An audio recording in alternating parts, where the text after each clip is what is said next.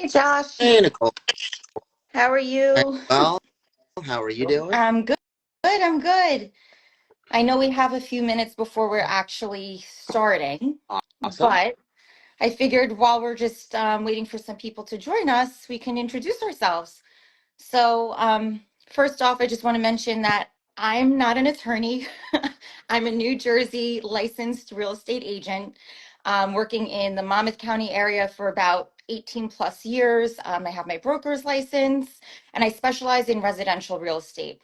I have a group that I work with, fantastic little group that, we all support and help each other. And I love giving back to the community. And I also love working with Josh. And if you just want to introduce yourself. Sure.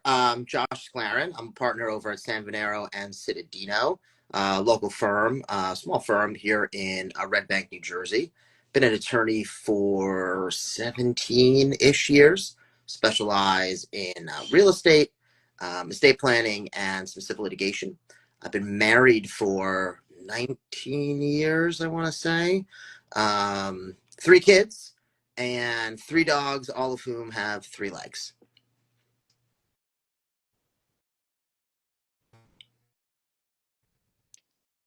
Oh, Uh-oh. there we are. Sorry about There that. you are. Okay, I Okay. was just silencing everybody that's trying to call me off Instagram so that we don't get disconnected. Um, so I just also wanted to touch on the fact that, what we're discussing today is based on what's happening today, meaning um, mandates, forms, things can change. And, if it changes tomorrow, we'll discuss it tomorrow. But what we're discussing today is basically what is happening today in the real estate industry. So, just to kind of get started, I know we're about 2 minutes away from 6 p.m., but I figured why not? We can just start and then whoever joins in. Um, One of the three major changes in real estate is the ability to act as a designated agency in addition to disclosed dual agency. So what does that mean for a buyer or a seller? Disclosed dual agency is when two agents who work for the same brokerage are representing the buyer and the seller on the same real estate transaction. So two agents from the same company, one's representing a buyer, one's representing a seller. And in the state of New Jersey, disclosed dual agency has always been acceptable. As long as I've been a realtor, it's been acceptable. But now designated agency essentially says, okay, well, if let's say I'm personally representing a seller as well as a buyer on the same transaction, buyer or seller can decide to have the brokerage firm designate an agent to represent one of, buyer or seller in the same transaction. So it's no longer me representing both parties. Now we have someone from my same brokerage firm stepping in to work with their fiduciary to buyer or seller. So now there's two people working for the same transaction. Um, so that's one of the biggest changes. And, I personally, working with my group, have always really done this. If I'm representing a seller and, buyer comes along without an agent, I have a wonderful group, Heather, Maria, one of them would step in and work on one of the parties' behalf. So I've always been working that way. But now it's something that has been passed as a type of agency relationship that's acceptable. One of the other major changes, no commissions are to be stated on our MLS system. So, if I'm going to show a house, way back in the day, about 2.5 weeks ago, I would be able to know what I'm compensated when I'm showing a house if my client were to present an offer that's accepted. Now, MLS basically said, nope, no more commissions can be shown on our MLS system, with the theory behind it gives the consumer more control and transparency in choosing how to compensate their agent, as opposed to it being preset. So that's the second largest change. And anyone that's joining us, if you have questions on anything that Josh and I are going to be discussing, feel free to type it into the comments and we'd love to address it. Um, Third biggest change, buyer broker agreements. And I know this is where we're going to go a little bit deeper. But why do we now have buyer broker agreements? So if I were to represent a seller in a transaction, I wouldn't be able to just come to your house, take a few photos, and put it up on my MLS system just because, we're good friends and it's a handshake. I would need a signed contract with the seller to say, okay, Nicole, you're going to be representing us in our sale. This is what the term is. This is what the price is, et cetera, et cetera. So now it's mandated that we do the same with our buyers. And so buyer brokerage agreements have now been something that we have to and must have signed prior to working with a buyer if that buyer wants representation by the agent. Um, in our buyer broker agreements, it basically outlines the length of time that we're working with our particular buyer. It could be for one house, it could be for one day, it could be for 3 months, 6 months. Every brokerage firm and every agent handles that differently. Everybody has their business models. It talks about the coverage area. So, for example, I cover Monmouth, Ocean, and Middlesex counties in the state of New Jersey. If all of a sudden my same buyer wants to start looking in Warren, New Jersey, they're able to sign it. If they have an exclusive agreement signed with me, they're able to sign an exclusive agreement with another agent that does not cover my same territory. And that's outlined in our buyer broker agreements. It outlines what the fiduciary rights and the responsibilities are of the agent, as well as what the expectation is of the buyer. And so that's outlined in our buyer broker agreements as well. So it gives a lot more transparency. It answers a lot of questions that buyers had before. And, some of them didn't know, what does it mean to have an agent? And what is that agent supposed to be doing for me?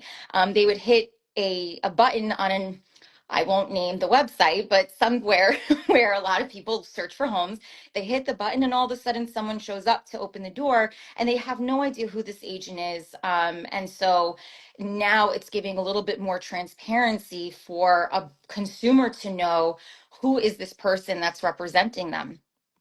Um, Touching on that for a second, if let's say a buyer goes to an open house, they are able to go to an open house. There should be, because now it's essentially law for us to have a sign at our open houses. If we are representing the seller and we're conducting the open house, we are supposed to have a sign out there for anyone coming into the home that states, hi, my name is essentially, my name is Nicole and I'm representing the seller in this home. So as soon as you step foot in here, anything you say to me, I have a fiduciary to the seller. I can share it with the seller. I do not have a fiduciary with you.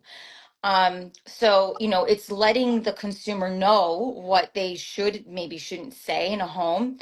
And if that same consumer wants to know more information on that house or, want some sort of representation for that home, they would then have to sign a buyer agency agreement with either that agent or an agent to gain more information other than what's public knowledge. Um, so, with touching on a few things there, I also want to mention in the buyer broker agreements, there is going back to the term, there is a termination period. So in other words, if you sign a buyer brokerage agreement with a broker, I guess, fallback date, if something else is not input, it's 3 days, meaning you sign a 6-month term with an agent, and all of a sudden 3 months in, you decide you no longer want to work with that agent. You, with formal written notice, email, letter, whatever it might be, can get out of that contract. And Josh, correct me if I'm wrong, but can get out of that contract with the buyer's agent. However, there is also in this buyer agency agreement a protection period, meaning you can cancel today, 3 days later, it goes into effect unless there's a different date in there. And you could start seeing homes with someone else. But if you want to go back to one of the homes that you saw with the prior agent, there usually is a protection period that covers you and the agent for the home that you saw during the time of that agreement.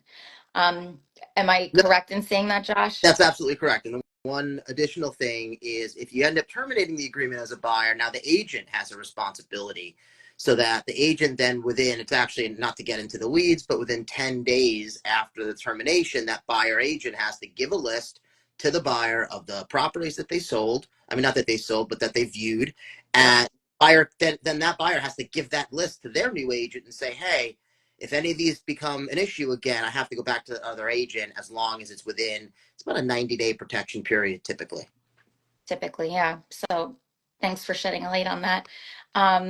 So I wanted to also go into today, you know, a lot of people have come to me with questions on compensation, and they see headlines in the news and they're saying to themselves, oh my gosh, now I have to pay a buyer's agent, or, the seller says that they're not paying anymore. That's what the media is telling me. And so there's a lot of confusion around what actually is happening and what's going into practice. So the first thing I would definitely say before hiring an agent, do your homework, interview. Your agent is your advocate, know their track record, know their background, how they work. Are they a full-time agent? Are they going to pass you off to someone on their team? How does that agent work? And how are they seeing the market right now, and what's going on with what they're seeing and offers that they're placing? What are they getting accepted? Are their buyers essentially paying compensation, or the sellers? And so it's good to have conversation with your agent that you're going to be hiring and interviewing them. But to just touch upon what's happening on a hyper local level right now, about 2 weeks in, right? I am noticing more sellers than not still offering compensation to buyer brokers.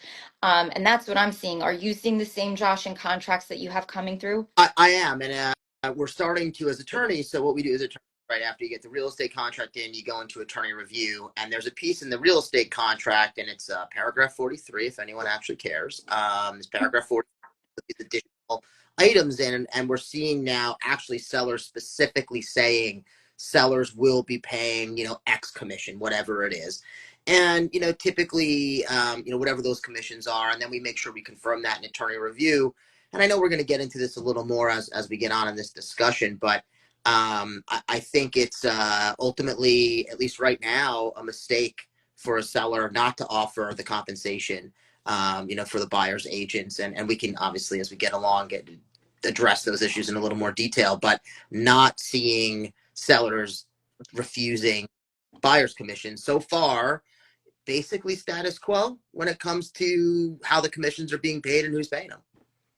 And, just to touch upon what you're saying, that it's almost a disservice if the seller doesn't offer compensation. Why are you saying that from an attorney's point of view? Why do you say that? Well, I mean, from just a personal point of view, first, you're limiting your buyer pool, right? And then now putting the attorney hat on, when you're talking about mortgages and what can a buyer afford, if you're no longer paying that buyer agent agreement, I mean the buyer agent commission, then you are limiting your buyer pool, because now someone who could afford, $600,000 now only going to be able to afford a $640,000. I mean, $540,000 house, and it makes a massive difference. And because this is so new for us, whether you can wrap that into the mortgage, whether you can't, it's still this sort of unknown, untested question. And buyers, the first house I bought, when Sharon and I were,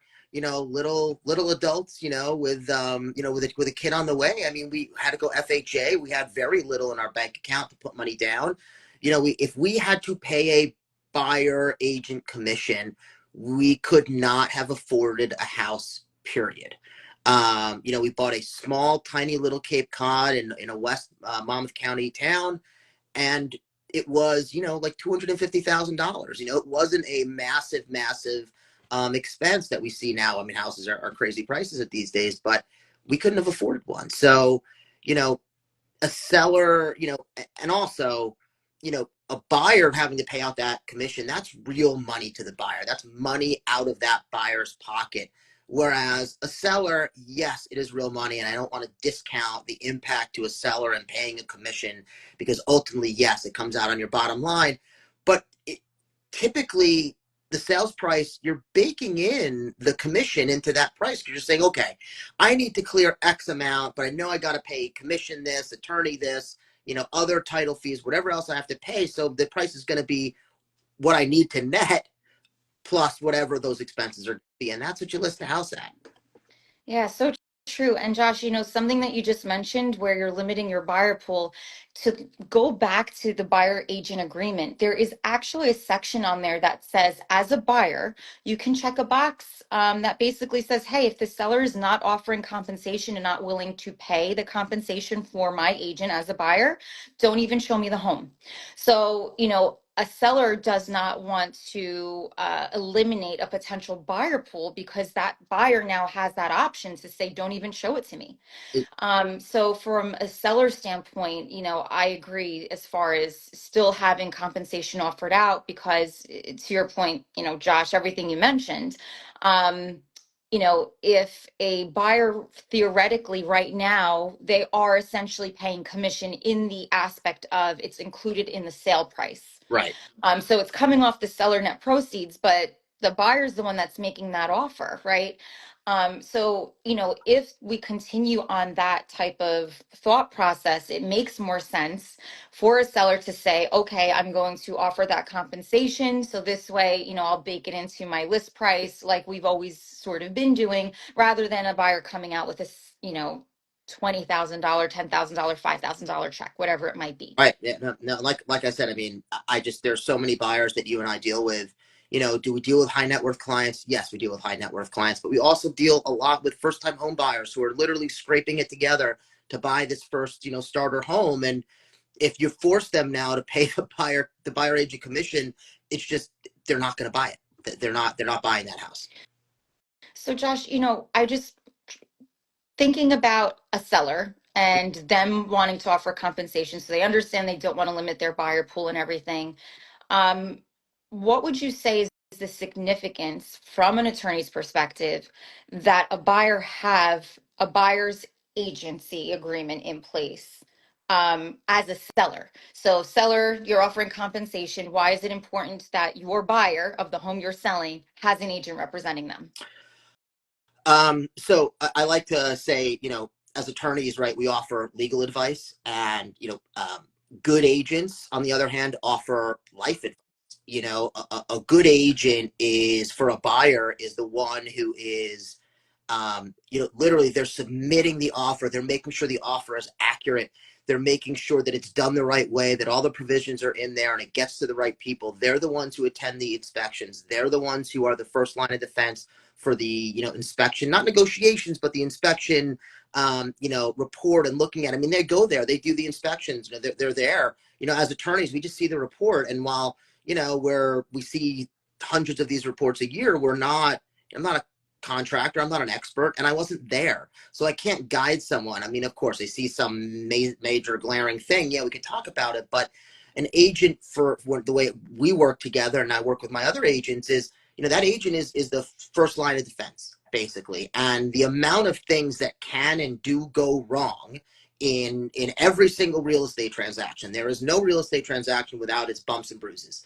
An agent is the one who fixes it and makes sure it's staying on that right path when things go wrong. And if you're a seller and you are selling to a buyer who does not have an agent, now that buyer is left to their own devices about what inspections are they doing, what do they care about at inspections, title companies, mortgage issues, survey issues. There's so much. And again, attorneys, we do I don't want to discount what we do in the transaction, because we do a lot, but the agents are boots on the ground, right? The agents are the ones who are there every single day, and they're the ones that are making it get from contract offer to closing.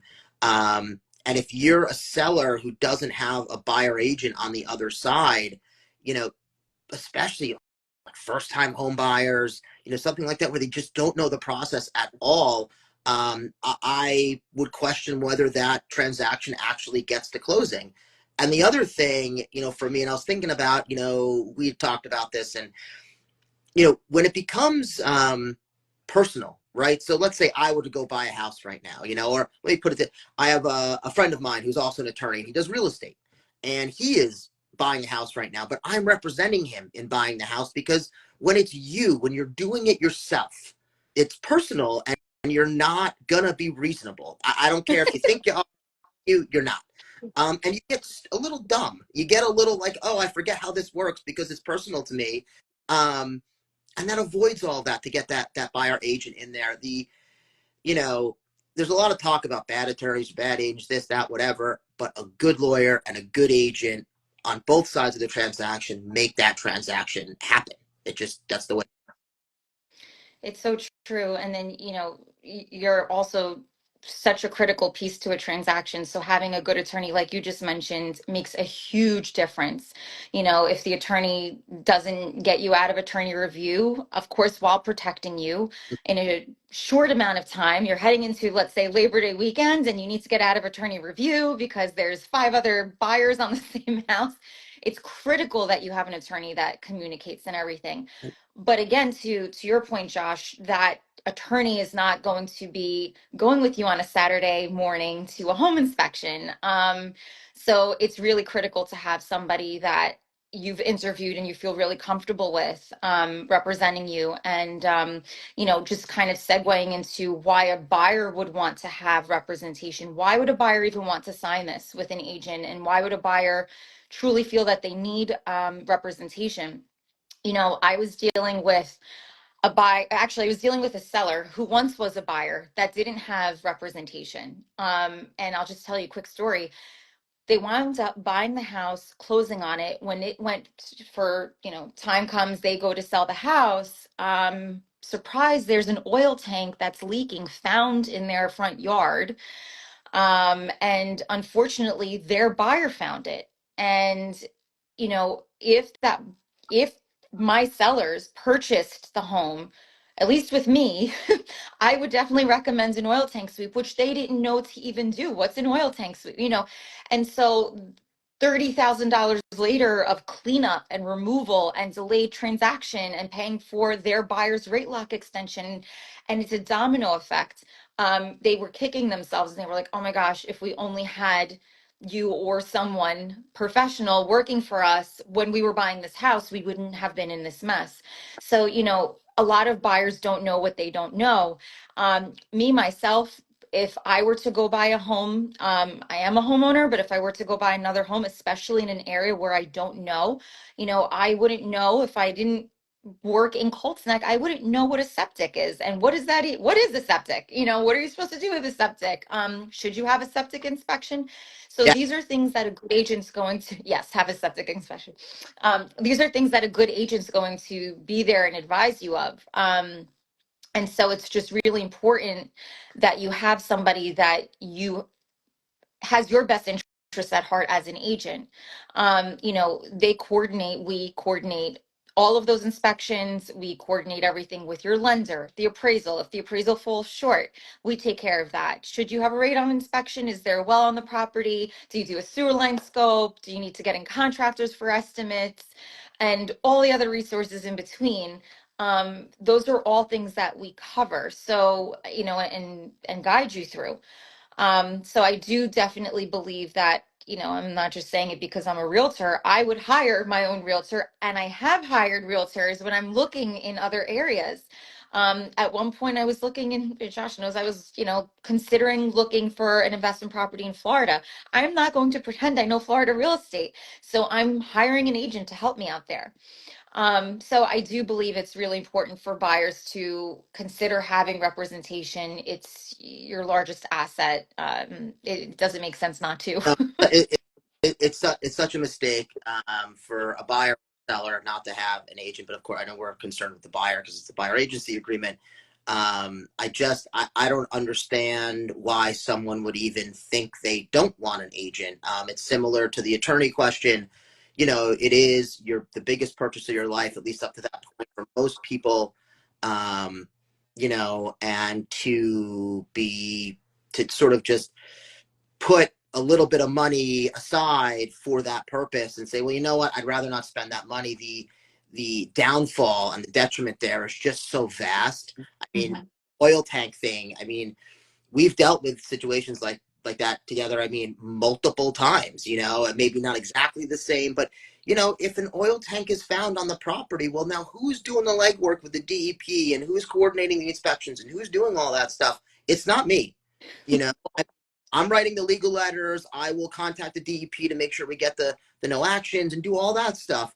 But doing like the day-to-day legwork and all of that, that's on the agent. And as a buyer, you don't know what you're doing. And even if you think you do, I can promise you, when it becomes a real specific type of situation, like the oil tanker septic issue, geez, how many of those have we done? Where a septic fails during inspections, and what are we going to do about escrows, and who's replacing, not replacing it? What it's just there's so much to not sign up with an agent is very, I don't know, foolish. I can't think of a better way at the moment.